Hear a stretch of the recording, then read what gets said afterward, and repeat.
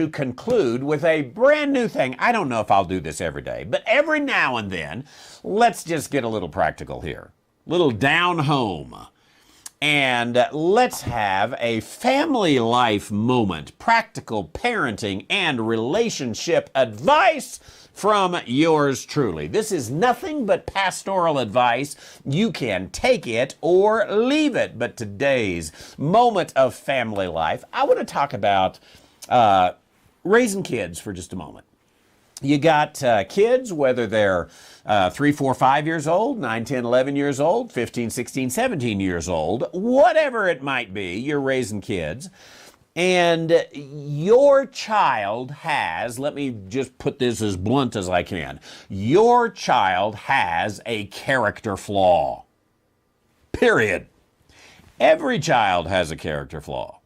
Adults have character flaws. We work through them. We try to take care of them. We try to have fewer of those character flaws. And by flaws, you know, we chose it or we didn't get it disciplined out of us or whatever it is.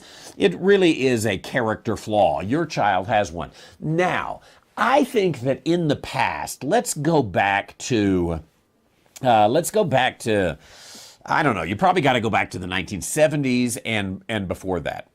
Let's get pre-internet, okay? Pre-internet.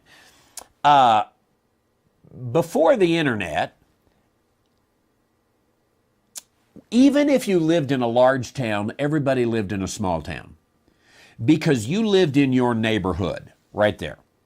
In your neighborhood, chances are that not only did you have your friends and your parents knew your friends' parents, and you had been in their home, and they had been in your home, and their parents had been in your home, and your parents had been in. Even if it was just to say, hey, you know, Johnny wants to go over and play with Bill, and so we want to come by and meet you. Oh, yeah, we would certainly want to do that.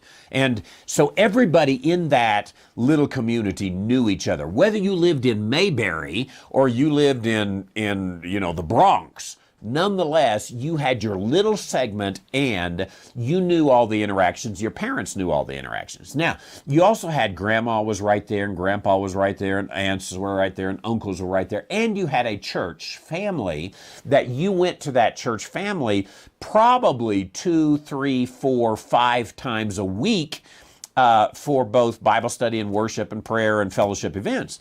And so you were around a lot of the same people a lot of the time. Now, this has changed.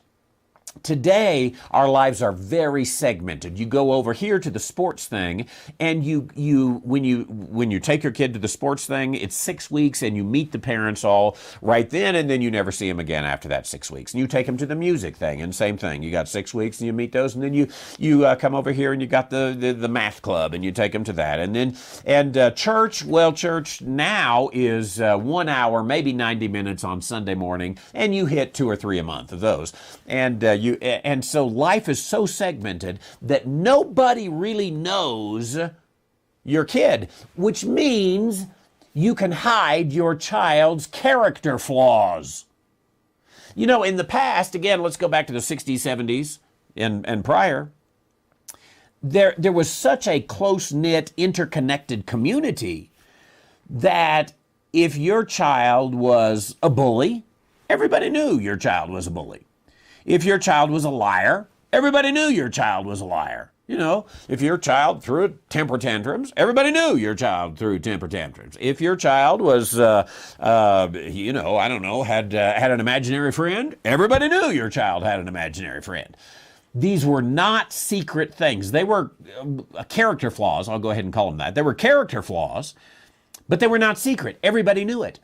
And because everybody knew it, they helped you parent, and they helped overcome that. Because sometimes the neighbor's parents or the grandparents or the uncle can say something to your child that will get in. Have you seen? I said earlier in the program I don't watch much TV, but I walked through the other day and I saw this commercial about I think it was Progressive Life Insurance or something like that, and the guy was talking to his dad and saying, you know, the expenses are really high, and Dad said, well, why don't you switch to Progressive? You could save hundreds of dollars a year. And he's like, nah, nah, nah. And then the commercial guy comes on, the TV dad, and he says, well, why don't you switch to progressive? You could save on it. And the son says, oh, yeah, what a wonderful idea.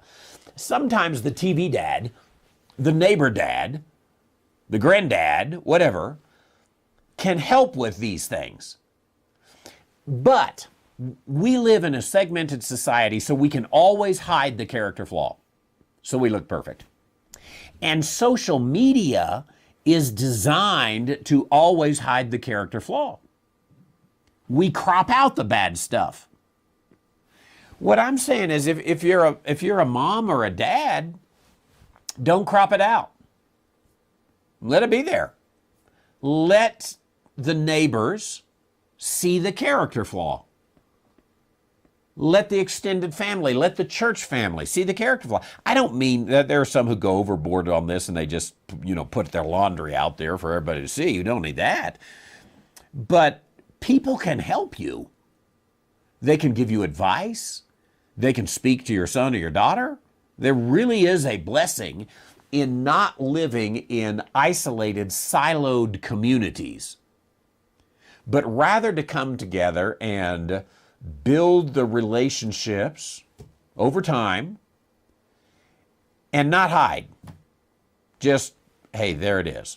That is today's A Moment of Family Life, Practical Parenting and Relationship Advice. I'm Randy White.